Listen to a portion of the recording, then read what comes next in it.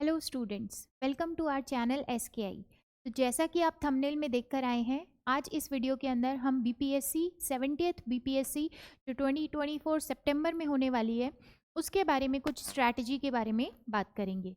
देखिए, एक तो ये बात बहुत अच्छी है कि हमको पहले से पता है कि हमारा एग्जामिनेशन कब होने वाला है। तो ये तो बेस्ट चीज़ है कि आपको टाइम फ्रेम के बारे में बहुत अच्छे से नॉलेज है कि आपका जो प्रीलिम्स है वो कब होने वाला है, दैट इज सितंबर 2024 के अंदर, और जो आपका मेंस है दैट इज जनवरी 2025 के अंदर। जब क्लियर कट आपके पास में डेट शीट नहीं होती है तब आपको बहुत ज़्यादा स्ट्रैटेजी मेंटेन करने में प्रॉब्लम होती है। आप समझ नहीं पाते हैं कि किस टाइम तक मुझे क्या कंप्लीट कर लेना है, क्या कंप्लीट नहीं करना।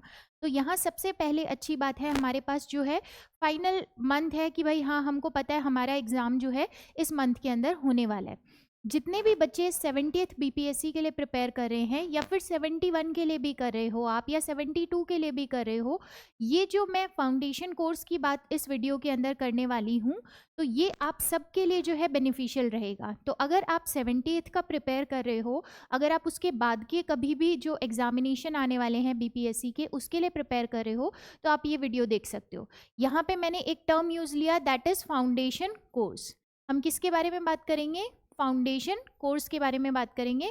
और ये फाउंडेशन कोर्स जो है, ये आपके किसी भी तरीके से पेड ग्रुप की मैं बात नहीं कर रही हूँ, ये कंप्लीट यूट्यूब पे फ्री फाउंडेशन कोर्स की मैं बात कर रही हूँ, ठीक है, ताकि ज़्यादा से ज़्यादा लोग जो है वो एक्सेस इसको कर पाएँ। क्योंकि अब हमको पता है कंपटीशन बीपीएससी के अंदर अच्छा खासा है। पहले बाहर के लोग जो है उतना ज़्यादा अप्रोच भी नहीं करते थे, मतलब आउट ऑफ बिहार जो है वो उतना बच्चे भी नहीं देते थे, लेकिन अब सबको बीपीएससी टारगेट करना है, ठीक है। इसका पैटर्न सबको समझ में आता है, क्वेश्चन सबको समझ में आते हैं, तो सबको लगता है कि हम जो है बीपीएससी के लिए प्रिपेयर करेंगे, तो कंपटीशन पहले के कंपैरिजन में और ज़्यादा इंक्रीज रहेगा। जैसे नेक्स्ट वैकेंसी आएगी तब भी बच्चे ज़्यादा होंगे, उससे नेक्स्ट आएगी तब भी बच्चे जो है वो धीरे धीरे इंक्रीज होते ही रहेंगे। तो आपको अपनी बेस्ट स्ट्रैटेजी कैसे रखनी है, कैसे नहीं रखनी, इस बारे में हम इस वीडियो के अंदर बात करेंगे। सबसे पहली चीज़ तो देखिए ये है कि मैं मान के चल रही हूँ कि आपका अभी जो लेवल है that is zero. Zero level का मतलब कभी भी ज़ीरो नहीं होता है। ज़ीरो लेवल का मतलब है आप स्टार्ट कर रहे हैं प्रिपरेशन, ठीक है। आप क्या कर रहे हैं? स्टार्ट कर रहे हैं।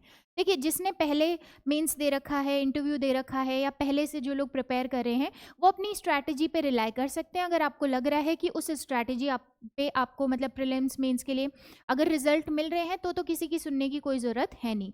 लेकिन अगर कोई बच्चा बिल्कुल नए से शुरू कर रहा है, या फिर किसी को लग रहा है कि मैंने बहुत टाइम पेपर दे दिया लेकिन अभी मुझसे क्रैक नहीं हो रहा है, प्रीलिम्स नहीं निकल रहा है, तो फिर आपको अपनी स्ट्रैटेजी बदलने की ज़रूरत है। देखिए, इस स्ट्रैटेजी के अंदर हम क्या बात करेंगे, आपको स्टार्ट कैसे करनी है सारी की सारी चीज़ें। आपके पास टाइम फ्रेमिंग है, सितंबर 2024 के अंदर आपका प्रीलिम्स है, जनवरी 2025 के अंदर आपका जो है मेंस है, देन उसके बाद आपका जो पर्सनालिटी टेस्ट इंटरव्यू होता है वो होगा। तो यहाँ पे अगर मैं बात करूँ, आप लोगों ने पैटर्न वगैरह देखा होगा। अगर पैटर्न नहीं देखा है तो आप कहीं मत जाइए, आप बीपीएससी की वेबसाइट से पैटर्न देखिए कि उन लोगों का एग्जाम का पैटर्न क्या रहने वाला है। अगर मैं ओवरऑल बात करूं तो प्रीलिम्स होता है, मेंस होता है। प्रीलिम्स के अंदर सेक्शन वाइज बात करूं तो देखिए, ये आपके इंपॉर्टेंट सेक्शन रहते हैं, that is history, polity, geography, economy, ठीक है। Then science and tech. Science और साइंस एंड टेक को मैंने अलग इसलिए लिखा है क्योंकि साइंस एंड टेक का स्पेसिफिकली कुछ पार्ट पढ़ना आपको रिक्वायर्ड है। और साइंस मतलब जनरल साइंस से मेरा मतलब है, साइंस मतलब वही physics, chemistry, biology 10th class तक की। एंड साइंस एंड टेक के अंदर जितनी भी चीज़ें अभी करंट अफेयर में चल रही हैं वो सारी की सारी चीज़ें। अच्छा, एक बात और समझिएगा, बीपीएससी पहले सिर्फ आपके फैक्चुअल क्वेश्चंस के ऊपर फोकस करता था, सिर्फ फैक्ट्स आप पढ़ के चले गए, देन मोर देन इनफ आपका प्रीलिम्स निकल जाएगा। अब धीरे धीरे पैटर्न चेंज होगा, नो डाउट। आप पहले के कंपैरिजन में लास्ट ईयर का पेपर देखोगे तब भी आपको डिफरेंस पता चलता है, क्योंकि कंपटीशन बढ़ेगा तो पेपर जो है वो आपके पैटर्न पेपर का जो स्टैंडर्ड है वो धीरे धीरे इंक्रीज होना ही पड़ेगा। अब तो माइनस मार्किंग की भी बात है, तो ऑब्वियसली कंपटीशन ज़्यादा होगा। समझ पा रहे हैं ये चीज़ को? तो अब आपको कैसे डील करना है इन सब्जेक्ट को। क्या मैं अभी तक जो घटना चक्र लगा के सिर्फ चले जाते थे प्रीलिम्स पढ़ने, मतलब प्रीलिम्स देने, क्या सिर्फ मतलब लूसेंट पढ़ के अगर हम प्रीलिम्स दें तो क्या हमारा क्वालिफाई हो जाएगा? देखिए, मैं ये नहीं कह रही क्वालिफाई नहीं होगा, लेकिन मैं ये कह रही हूँ कि अब डेप्थ वाली नॉलेज की रिक्वायरमेंट है।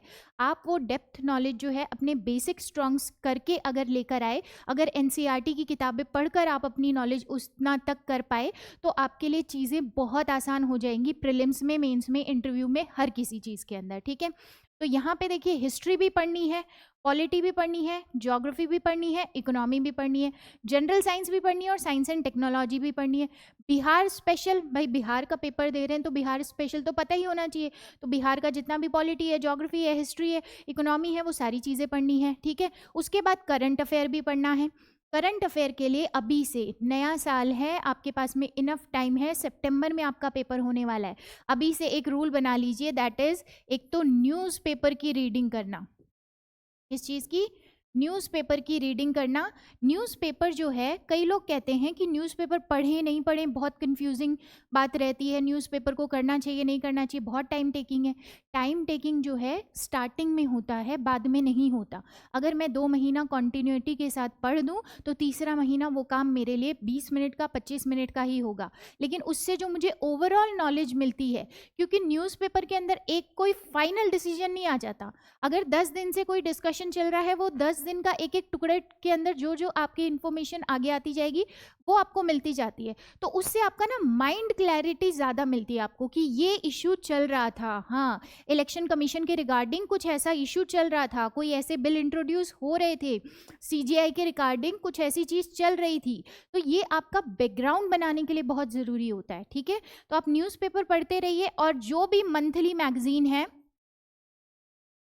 मंथली मैगजीन जो आपको ठीक लगती है, इसके अंदर कोई वो नहीं है कि भाई आपने इसी चीज़ की पढ़नी है, उसी चीज़ की पढ़नी है, जो आपको बेटर लगती है, जिसकी लैंग्वेज आपको समझ में आती है।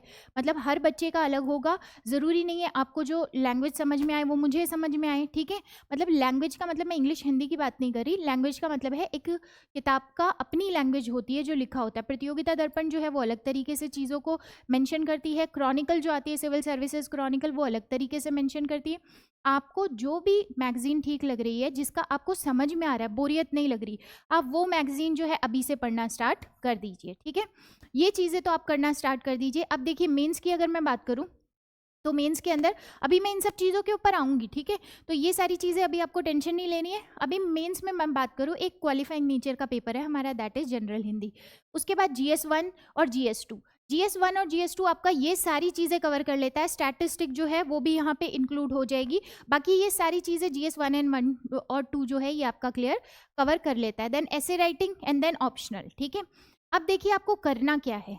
पहली बात तो मैं हमारे फाउंडेशन कोर्स की बात कर रही हूँ। ठीक है, तो अगर मैं टाइम स्ट्रैंड लिखूँ, जनवरी, फरवरी, मार्च, अप्रैल, मई और जून, जुलाई एंड अगस्त। ठीक है, ये 2024 की बात कर रहे हैं हम, 2024, तो 2024 आ ही गया है तो उसी की बात करेंगे।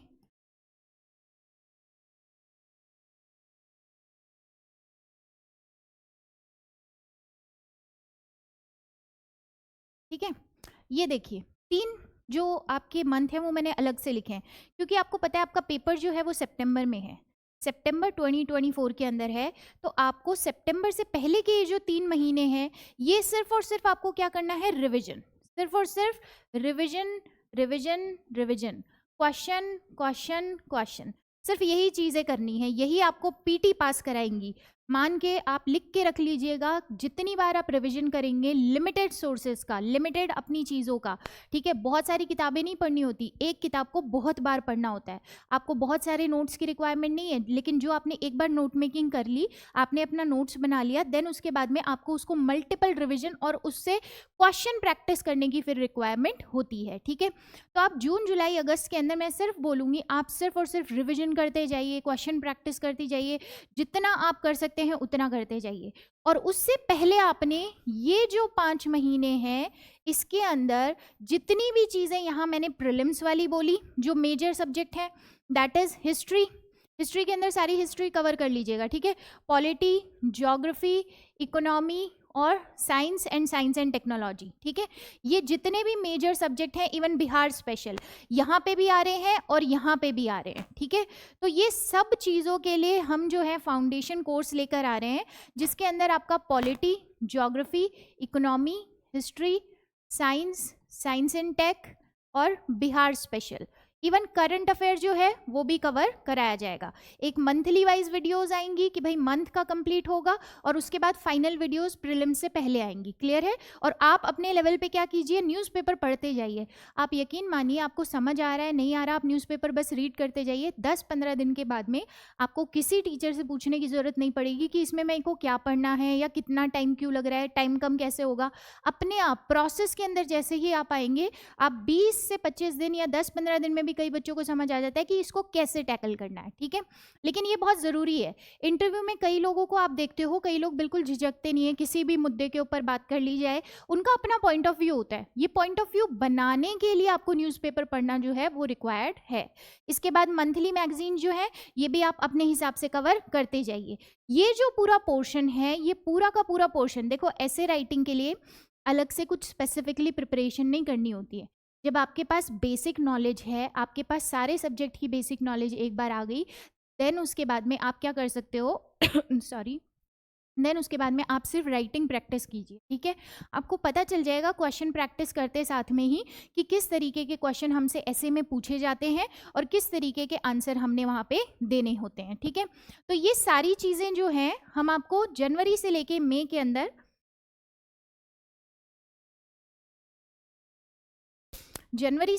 के अंदर आपको ये सारी चीज़ें हम फाउंडेशन कोर्स के अंदर हमारे यूट्यूब चैनल SKI के अंदर प्रोवाइड करा देंगे, ठीक है। अब यहाँ पे ये जो भी कोर्स फाउंडेशन कोर्स की मैं बात कर रही हूँ, ये 2 फेज़ के अंदर होगा। देखिए 2 फेज़ कैसे होंगे, एक तो आपका बेसिक होगा, एक आपका एडवांस होगा, ठीक है। एक बेसिक होगा और एक एडवांस होगा। बेसिक के अंदर क्या पढ़ना होता है, NCERT। बेसिक के अंदर क्या पढ़ना होगा, NCERTs पढ़ने होंगे। देखो हम लोगों को एग्ज़ाम को अपने लेवल तक नहीं लाना होता है। एग्ज़ाम कभी भी मेरे लेवल तक नहीं आएगा, समझ रहे हो। हमको एग्ज़ाम के लायक बनना पड़ेगा। तो कल को मैं PT फेल करके ये रियलाइज़ करूँ कि यार NCERT पढ़ ली होती तो कोई मतलब नहीं है उस चीज़ का, वो अटेम्प्ट तो निकल गया, वो टाइम तो निकल गया। तो आप अभी से इस बात को रियलाइज़ करो कि NCERTs जो है पूरी प्रोसेस के लिए कितनी ज़रूरी है। मतलब आपका नेक्स्ट ये जो मेंस है, इस तक के लिए, इंटरव्यू तक के लिए, हर चीज़ के लिए ज़रूरी है। तो आप अभी से क्या करेंगे, हम एक तो बेसिक जो कोर्स है उसको अलग से रखेंगे, उसकी अलग प्लेलिस्ट बना देंगे। आप इसी चैनल को सब्सक्राइब कर लीजिए, तब आपको मतलब जैसे ही वो अपडेट होता है देन नोटिफिकेशन मिल जाएगा, ठीक है। बेसिक कोर्स जो है उसके अंदर हम सारी NCERT 6th क्लास से लेके 12th क्लास तक की जितनी भी NCERT है वो सारी की सारी हम क्या करेंगे, कवर करेंगे। NCERT के कोर्स के लिए एक अलग से इंट्रोडक्टरी वीडियो हम बनाएंगे, और वो वीडियो आप देख लेना। उसके अंदर आपको समझ में आ जाएगा कि 6th क्लास की कौन कौन सी NCERT पढ़नी है, 12th क्लास की कौन सी NCERT पढ़नी है और किस अप्रोच से पढ़ना है, ठीक है। क्योंकि 6th क्लास की NCERT 6th क्लास के बच्चे के लिए लिखी हुई है, 7th क्लास की 7th क्लास के बच्चे के लिए लिखी हुई है, लेकिन हमको कहाँ यूज़ करना है, एडमिनिस्ट्रेटिव एग्जामिनेशन में हमको उसको यूज़ करना है। तो हमको पता होना चाहिए कि हम वैसे PDF आपका NCERT का PDF खोल के अपन वैसे नहीं पढ़ सकते, 6th-7th क्लास की तरह नहीं पढ़ सकते, ठीक है, कि रट्टे लगाते जाओ उसके, या फिर हमको समझना पड़ेगा कहाँ क्वेश्चन का आपके स्कोप रहता है, कहाँ कोई चीज़ हमसे पूछ ली जा सकती है, ठीक है।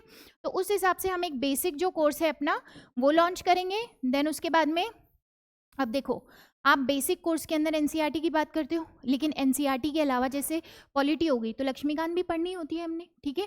लक्ष्मीकांत को भी हम इग्नोर नहीं कर सकते। तो ऐसे अगर मैं मॉडर्न हिस्ट्री की बात करूँ तो स्पेक्ट्रम हो गई, और बाकी चीज़ों की बात करूँ तो बहुत सारी बुक्स हैं। जैसे आपके ज्योग्राफी के अंदर GC लियोंग में कुछ पार्ट जो है वो बहुत अच्छा दे रखा है, तो वो भी हमने करनी है। एटलस जो है वो भी हमने देखनी है। तो बहुत सारी एडवांस चीज़ें जो है उनके लिए अलग कोर्स आएगा, ठीक है। इनकी प्लेलिस्ट अलग रहेगी जो बेसिक चीज़ों को कवर करेगा। NCERTs इसके अंदर सारे सब्जेक्ट मान के रखिए आप, हिस्ट्री से लेके polity, geography, economy, science and technology, सारी चीज़ें, फाइन आर्ट, सब चीज़ कवर करेंगे, ठीक है।